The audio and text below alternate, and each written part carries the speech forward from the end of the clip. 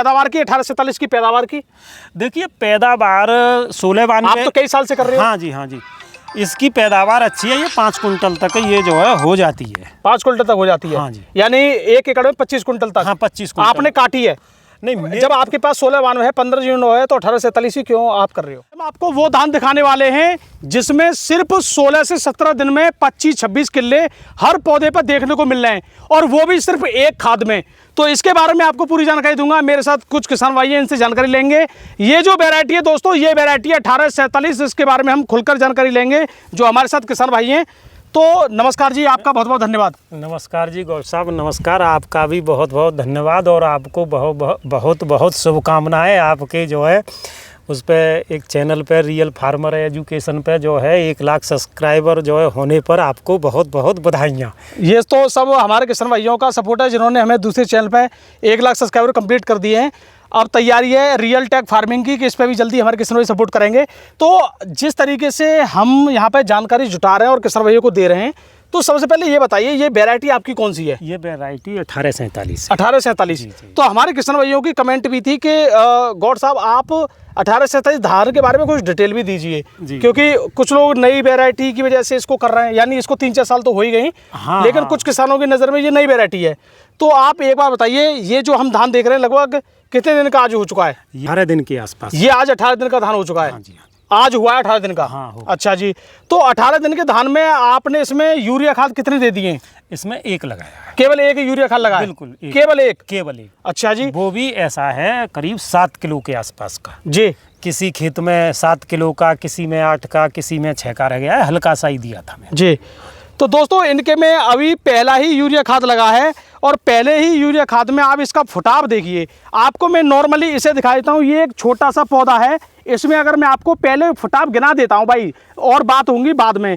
तो देखिए सबसे पहले बड़े ध्यान से कैमरामैन से बोलूँगा, एक एक पौधे को दिखाइए। 1 2 3 और ये 4 5 6 7 और ये 8 9 10 11 12 13 14 15 16 17 18 19 20।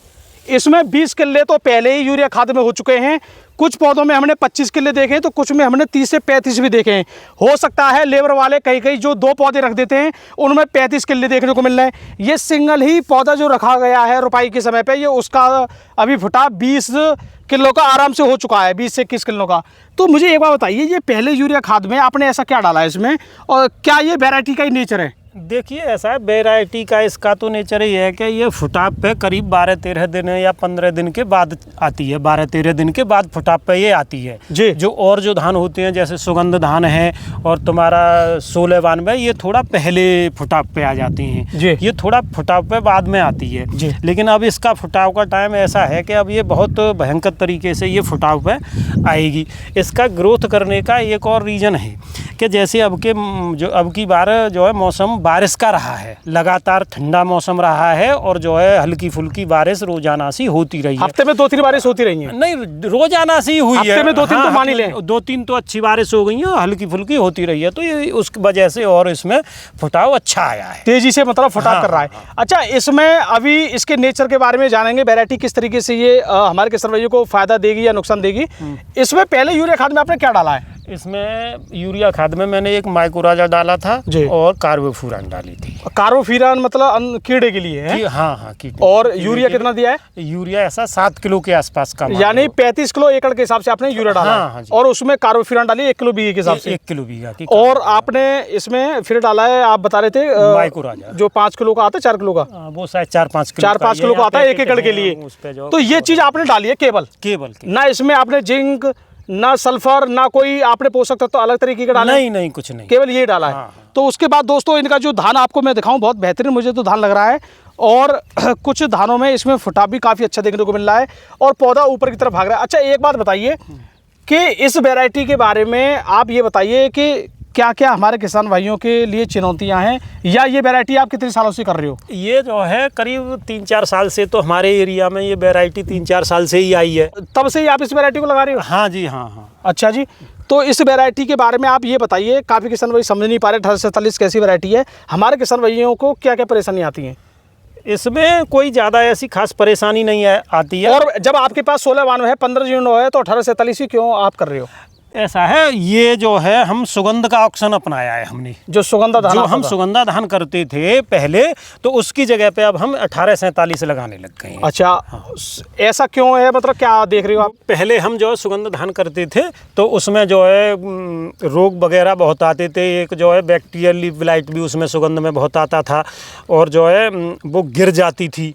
तो उसकी अपेक्षा ये वैरायटी हमको अच्छी लगी है। ये रोगों के प्रति जो है सहनशील भी है। अच्छा, इसमें अगर इसको आप तैयार कर लेते हो, मंडी बेचते हो, तो मंडी का क्या रुझान रहता है इसमें? देखिए, पहली बार जब मंडियों में जो शुरुआत में जब आई थी तो वहाँ व्यापारी भी इसको लेने से डर रहे थे, पता नहीं कैसी वैरायटी है, क्या है।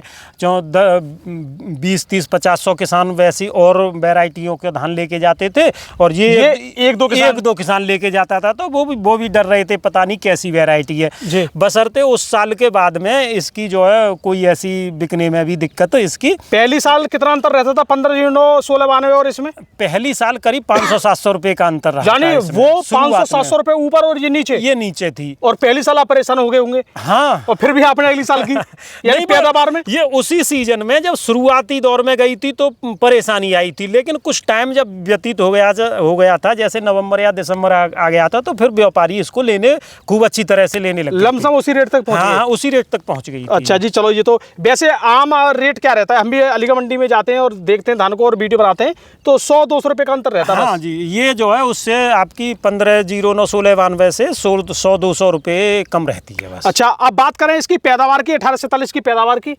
देखिए, पैदावार 1692 आप तो कई साल से कर रहे हो। हाँ जी, हाँ जी, इसकी पैदावार अच्छी है। ये 5 कुंटल तक ये जो है हो जाती है। 5 कुंटल तक हो जाती है? हाँ जी। यानी 1 एकड़ में 25 कुंटल तक? हाँ, 25 कुंटल। आपने काटी है?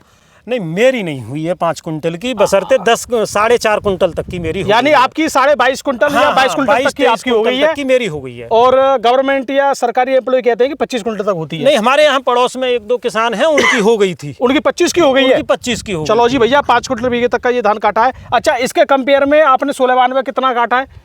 1692 मेरा 4 कुंटल तक हो गया है। इस वजह ये 50 किलो ज्यादा ही हुई थी। हाँ, ये मेरी ज्यादा हुई थी। अच्छा अच्छा। हाँ। और सबसे बड़ी बात है ये, और बताइए इसमें रोग वगैरह क्या देखने को मिलते हैं, या आते हैं या नहीं आते, क्या दिक्कत है? देखिए, इसमें ऐसा ज्यादा कुछ रोग नहीं है। फिलहाल जो है शुरुआती दौर में इसमें 1-2 पौधे में ये सुंडी टाइप आ जाती है। सुंडी तो हर फसल में आती है। हल्की फुल्की कहीं 1-2% पौधों में आती है, ज्यादा नहीं आती। तो मैं उसकी 1-2% की वजह से मैं दवा भी नहीं लगाता सुंडी। वैसे रोग क्या आता है? रोग इसमें कोई खास नहीं आता। पहली साल इसमें एक वो बैक्टीरियल लीफ ब्लाइट आता था, पहली साल ज्यादा आया था इसमें। Bacterial leaf blight, BLV। अच्छा जी। हाँ, वो ज्यादा आता था, वो आया था, लेकिन 2 साल से फिलहाल नहीं आया है मेरे। दोस्तों, एक बात यहाँ पर रोकना चाहूंगा, BLV बैक्टीरियल लीफ ब्लाइट का मतलब ये होता है कि आपकी जो पत्ती होती है, जब आप बाल निकलने वाली होती है, उससे बाहर निकलने से लगभग उसकी जो झंडा पत्ती, जो सिंगल पत्ती, जो लास्ट पत्ती जो होती है, वो जल्दी सूख जाती है। वो एकदम ऊपर से ऐसी हो जाती है जैसे किसी ने कोई ऐसी दवाई मार दी है पौधे को खत्म करने वाली, जलाने वाली। हाँ। तो आपके पूरे खेत में इसी तरह से जगह जगह ये देखने लगती है। यही होता है बैक्टीरियल लीफ ब्लाइट। वो पहले से, जैसे ये पत्ती है, तो वो इधर से पीली पड़ना शुरू होगी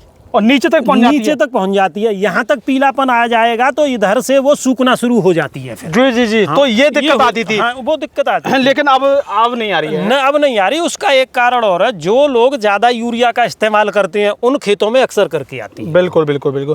तो यानी ये BLV के रोग प्रतिरोधक क्षमता इसमें है इसमें क्षमता है। अच्छा, औरों की अपेक्षा। तो दोस्तों, ये अभी हमने जाना 1847 धान की स्थिति के बारे में।